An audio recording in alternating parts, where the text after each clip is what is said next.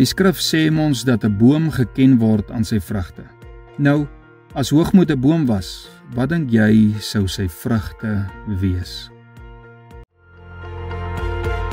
Jy luister na Kort en Kragtig en ek is Fanie Meiburg. Kom ons word kragtig deur die woord. Ek groet jou op hierdie mooi nuwe môre en ek vra vir jou, hoe gaan dit met jou? Ek hoop dit gaan goed.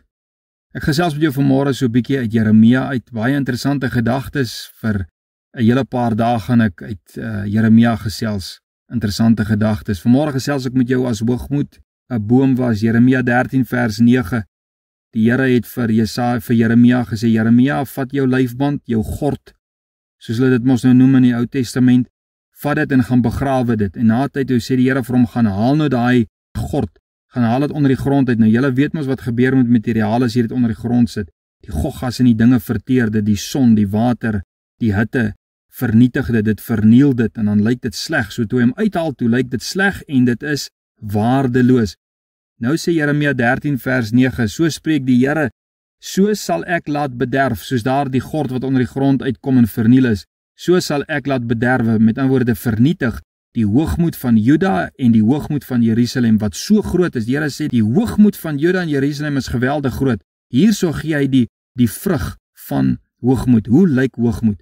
Hierdie goddelose volk wat weier om na my woorde te luister, nommer 1, dit is ongehoorsaamheid. Nommer 2, wat wandel in die verharding van hulle hart.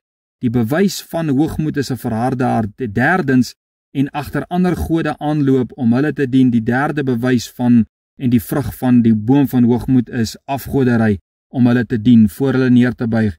En die Here sê, hulle moet word soos hierdie gord wat waardeloos is. Jeremia was nie 'n geliefde profeet nie, maar God het sy doel deur Jeremia bereik.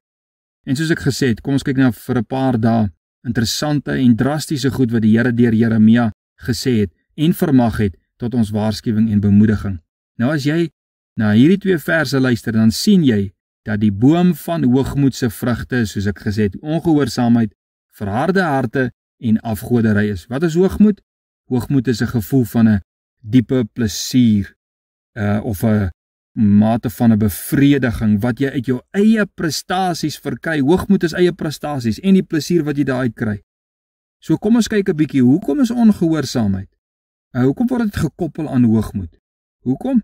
Omdat hoogmoed op eie prestasies gefundeer is, sal so 'n persoon nooit inpas by God nie, want God vra dat ons sy woord sal gehoorsaam.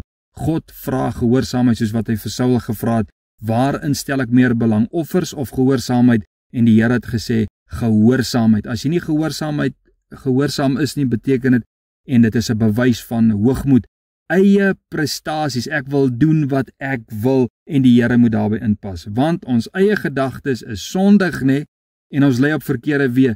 Dit is hoekom die Here wil hê ons moet aan sy woord gehoorsaam wees. Wat is die tweede vrug van hoogmoed? Verharde harte. 'n Verharde hart, wat is dit? Dit kom van 'n weersin in dit wat iemand gedoen het, of die manier wat iemand iets doen. Die mens is nie tevrede met die manier hoe God met hulle werk nie, en daarom verhard hulle harte teenoor die Here. Byvoorbeeld teen teregwysing of dissipline. En nou sê hulle, ek sal nie, ek gaan nie, ek wil nie, ek het nie jou inspraak, jou wysheid, jou kennis, jou vermaaning nodig nie. Ek weet genoeg. Dis hoogmoed. 'n Verharde hart is hoogmoed. Die derde vrug van hoogmoed is afgoderry. Wat is afgoderry? Dis 'n selfgeskepte God.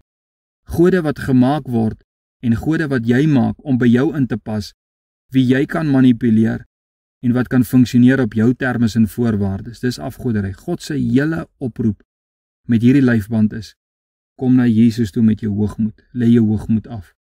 Onderwerp jou aan God, onderwerp jou aan sy woord en aanvaar God se dissipline, al verstaan jy dit nie.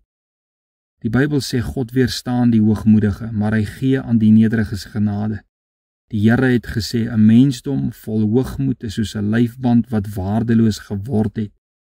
Vers 27 sê, wee jou Jerusalem, hoe lank sal dit nog duur voordat jy rein word? Die Here vra, hoe lank Juda, hoe lank Jerusalem, hoe lank Jan, hoe lank San, gaan dit vat voordat jy rein word, voordat jy jou hoogmoed gaan aflê? Kom ons luister vanmôre na die woord van die Here. Here, u woord is waarheid. Dankie vir rigting, aangewing, dankie dat ons ook weet dat ons het vrymaking deur Jesus as ons kom om te bely ons sonde van hoogmoed. Maak ons vry, Here, en gee ons 'n onderdanige hart voor ons hemelse Vader. Is my gebed in Jesus naam. Amen.